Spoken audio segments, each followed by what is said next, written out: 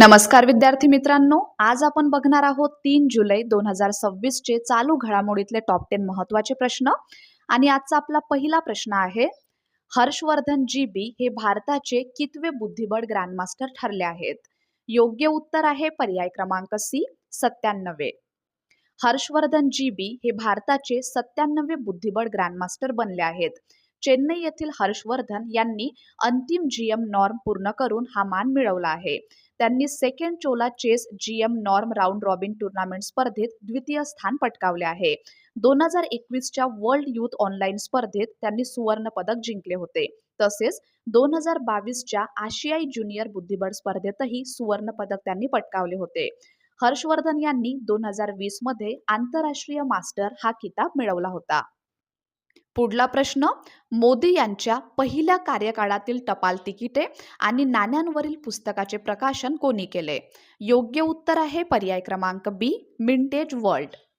Mintage वर्ल्डने पंतप्रधान नरेंद्र मोदी यांच्या पहिल्या कार्यकाळात जारी करण्यात आलेल्या टपाल तिकिटे आणि नाण्यांवरील पुस्तकाचे प्रकाशन केले. या पुस्तकात डिजिटल इंडिया आणि मेक इन इंडिया यासारख्या योजनांशी संबंधित स्मारक नाणी आणि टपाल तिकिटांचा समावेश करण्यात आला आहे. सुशील कुमार अग्रवाल यांनी या पुस्तकाचे संकलन आणि संपादन केले आहे. या मालिकेचा दुसरा खंड 17 सप्टेंबर 2026 रोजी प्रकाशित केला जाणार. प्रश्न तिसरा, स्कूल चलो अभियानाच्या दुसऱ्या टप्प्याची सुरुवात कोणत्या राज्यात करण्यात आली? योग्य उत्तर आहे पर्याय क्रमांक सी, उत्तर प्रदेश. उत्तर प्रदेशमध्ये शहारनपूर येथून स्कूल चलो अभियानाच्या दुसऱ्या टप्प्याची सुरुवात करण्यात आली. हे अभियान 1 जुलै ते 15 जुलै 2026 या कालावधीत राबविण्यात येणार आहे. अभियानाचा मुख्य उद्देश राज्यात 100% शालेय प्रवेश सुनिश्चित करणे हा आहे. या अभियानासाठी उत्तर प्रदेश सरकारने रुपये 163.60 लाखांचा निधी मंजूर केला आहे. उत्तर प्रदेश राज्याबद्दल जाणून घ्या. स्थापना करण्यात आली होती 24 जानेवारी 1950 रोजी. राजधानी आहे लखनौ. अधिकृत भाषा वापरली जाते हिंदी आणि तिथली द्वितीय भाषा आहे उर्दू. मुख्यमंत्री आहेत योगी आदित्यनाथ आणि राज्यपाल आहेत आनंदीबेन पटेल. प्रमुख राष्ट्रीय उद्याने, दुधवा राष्ट्रीय उद्यान, चंद्रप्रभा वन्यजीव अभयारण्य, पीलीभीत व्याघ्र प्रकल्प. प्रमुख धार्मिक स्थळे आहेत काशी विश्वनाथ मंदिर, राम जन्मभूमी मंदिर, त्रिवेणी संगम, सारनाथ आणि कुशीनगर. प्रश्न चौथा, दिल्ली सरकारच्या वारसा संवर्धन उपक्रमाअंतर्गत किती स्मारकांचा समावेश करण्यात आला आहे? प्रश्न क्रमांक 4चं योग्य उत्तर आहे पर्याय क्रमांक सी, 75. दिल्ली सरकारने पुरातत्व विभागाच्या 75 वारसा स्थळांच्या संवर्धनासाठी 2 योजनांना मंजुरी दिली आहे.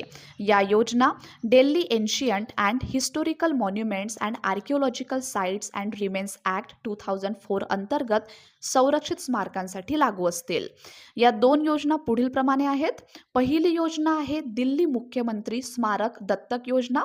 तर या योजनेअंतर्गत खाजगी संस्था, शैक्षणिक संस्था, स्वयंसेवी संस्था, सार्वजनिक क्षेत्रातील उपक्रम आणि व्यक्तींना सहभागाची संधी देण्यात आली आहे. या योजनेअंतर्गत स्मारक मित्र 5 वर्षांसाठी स्मारक दत्तक घेऊ शकतील. दुसरी योजना आहे संवर्धनासाठी अनुदान योजना. स्मारक संवर्धन, पुनर्सचेतीकरण आणि विकास कामांसाठी अनुदान योजना अंतर्गत पात्र संस्थांना रुपये 2 कोटींपर्यंत आर्थिक सहाय्य दिले जाईल. या योजनेत वारसा स्थळांच्या संवर्धन, दुरुस्ती आणि तांत्रिक कामांचा समावेश आहे. महत्त्वाची वारसा स्थळे पुढील प्रमाणे आहेत. या योजनेत मिर्झा गालिब हवेली, भूली भटियारी का महल, म्युटिनी मेमोरियल आणि दारा शिकोह लायब्ररी यासारख्या वारसा स्थळांचा समावेश आहे.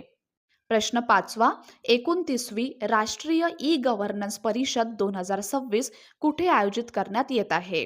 योग्य उत्तर आहे पर्याय क्रमांक बी, जयपूर. 29वी राष्ट्रीय ई गव्हर्नन्स परिषद 2026 चे आयोजन 1 आणि 2 जुलै 2026 रोजी करण्यात आले होते. ही परिषद राजस्थान इंटरनॅशनल सेंटर जयपूर येथे पार पडली.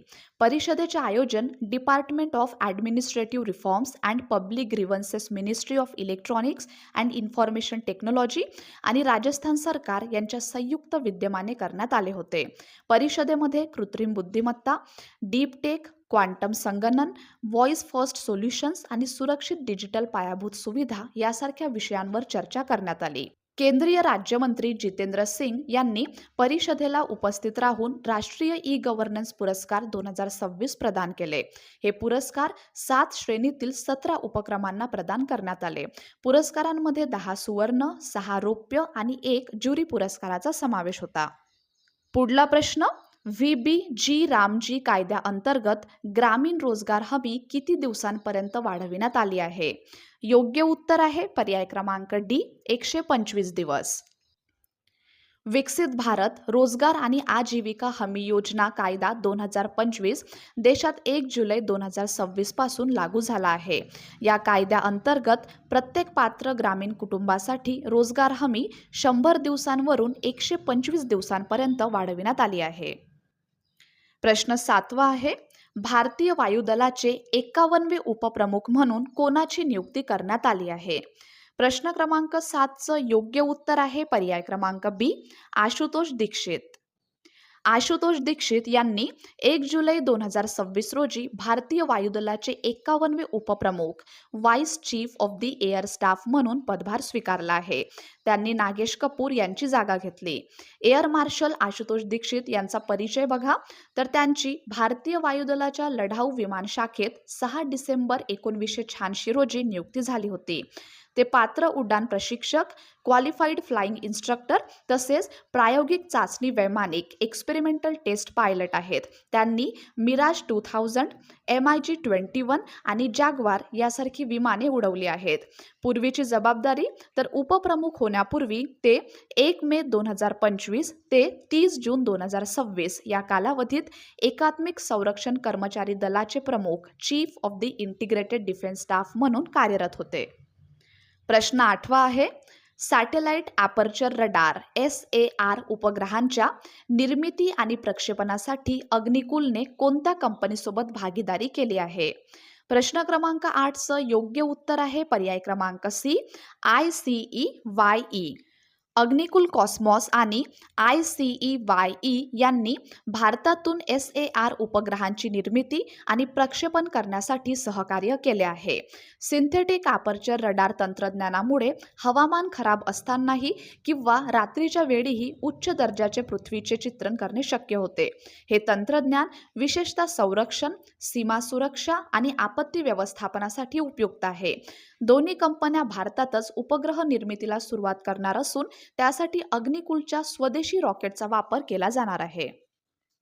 प्रश्न 9वा, CSIR IICT येथे किती नवीन R&D रिसर्च अँड डेव्हलपमेंट सुविधांचे उद्घाटन करण्यात आले आहे?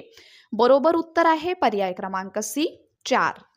केंद्रीय मंत्री जितेंद्र सिंग यांनी CSIR आणि Indian institute of chemical technology Hyderabad येथे 4 नवीन संशोधन आणि विकास सुविधांचे उद्घाटन केले.